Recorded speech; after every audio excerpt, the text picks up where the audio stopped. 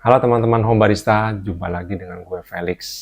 Kalau pada kesempatan kali ini gue ingin ngebahas tentang betapa pentingnya memiliki grinder sendiri di rumah. Nah, kita awali dengan tujuan kita menggiling kopi. Jadi semua grinder di luar sana, ini di tangan gue ada sebuah biji kopi ya. Tujuannya adalah mengekspos area permukaan si kopi ini. Jadi ambil contoh misalnya sebelum di grind, kita iseng seduh para biji kopi ini banyak, ambilnya terus kita jadiin V60 atau French press. Tentu airnya agak bening ya hasil akhirnya, karena sedikit yang bisa diambil oleh air tersebut karena surface areanya belum banyak. Nah, untuk memperbanyak surface area ini, caranya adalah memotong sampai kecil-kecil menjadi butiran, butir-butir sehingga air melewati para butiran-butiran tersebut, banyak yang terikat zatnya ikut ke dalam air tersebut, lalu kita nikmati tentu lebih enak.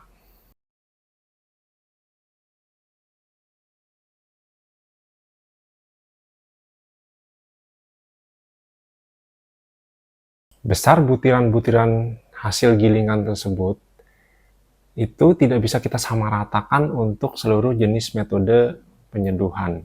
Contoh untuk French press agak kasar, lebih dari garam sedikit, tapi kalau V60 seperti garam, atau ada yang senang cold brew itu besar-besar ya, cangkih-cangkih seperti kakao nips, atau juga ada yang mau kapot kasar seperti French press. Jadi dari metodenya aja udah beda. Kita perlu treatment, kita perlu besaran-besaran yang selalu berbeda. Kita cari sweet spotnya dari metode penyeduhan yang kita sesuaiin. Nah, itu ditambah lagi dengan originnya, atau juga yang lebih ngefek itu roast levelnya. Jadi kalau agak medium, yang udah minyak city roast, udah kuat itu udah agak dark ya. Terus beda dengan medium juga. Nah, medium dark.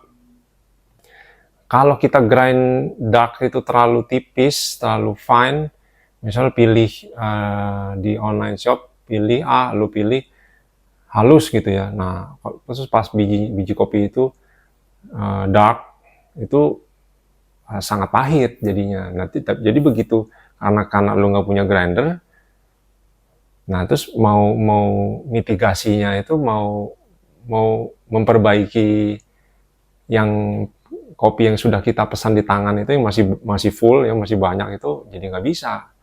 Nah, karena kan mau dibikin gilingan harusnya dibikin lebih coarser.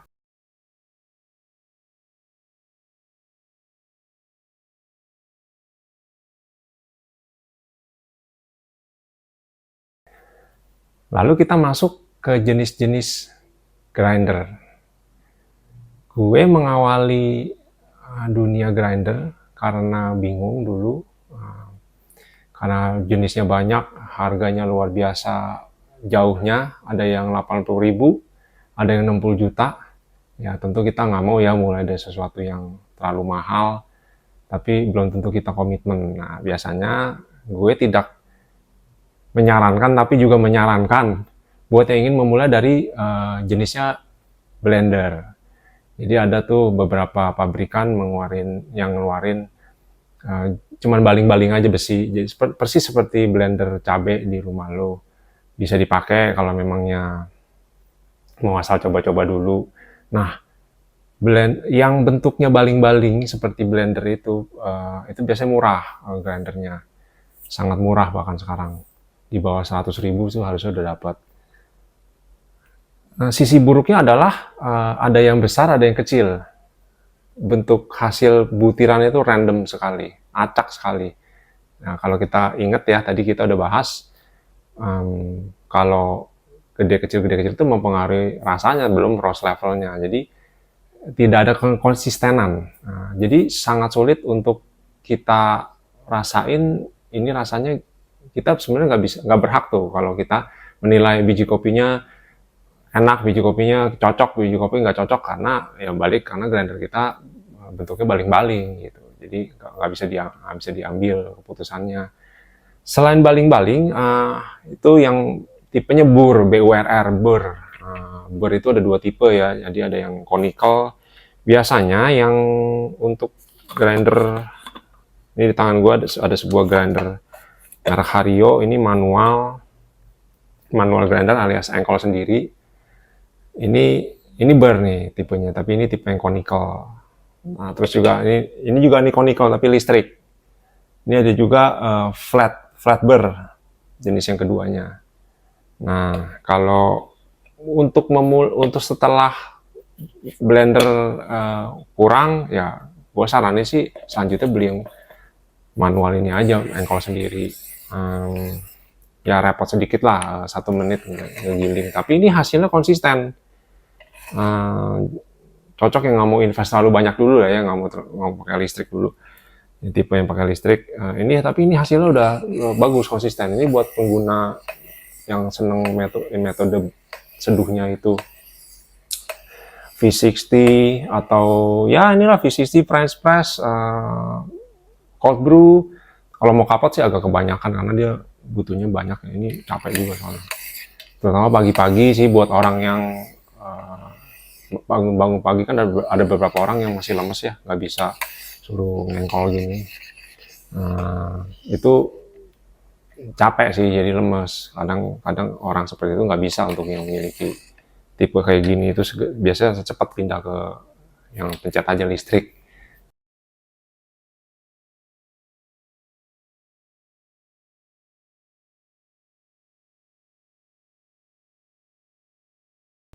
Nah, kalau sudah tidak menggunakan baling-baling blender, yaitu yang tipe Burr, mau yang manual, mau yang elektrik, itu kita sudah memiliki kebebasan untuk mengatur, mendekat atau menjauhkan kedua plat Burr itu, besi buat mata pisau tersebut.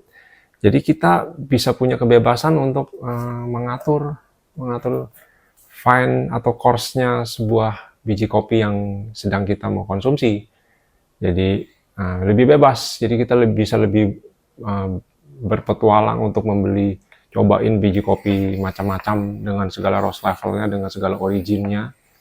Itu kita lebih bebas karena semua kendali di tangan lo. Tapi untuk metode seduh yang menggunakan mesin espresso seperti yang belakang gue ini, itu harus memiliki grinder yang sangat mumpuni. Dalam artian sebuah grinder yang bisa 1/100 untuk adjust, untuk pengaturan lebih halus atau lebih kasarnya. Karena itu pengaruhnya ada. Kita kadang butuh banget untuk yang gerak sekecil itu dalam dunia espresso. Tapi itu mendingan untuk pembahasan selanjutnya aja deh ya, untuk terlalu dalam.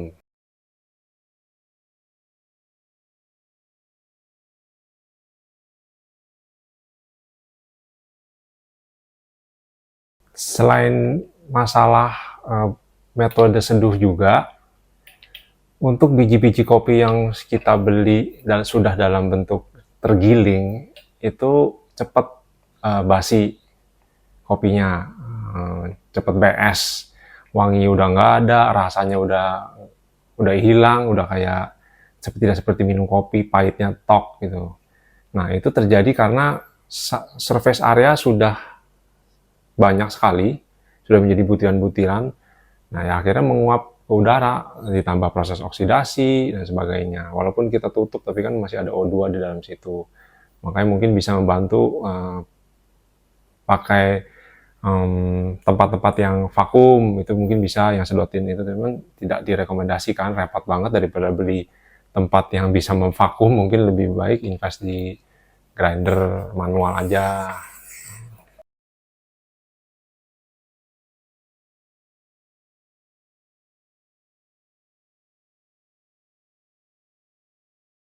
Begitu sih penjelasan gue kenapa kita harus memiliki grinder sendiri.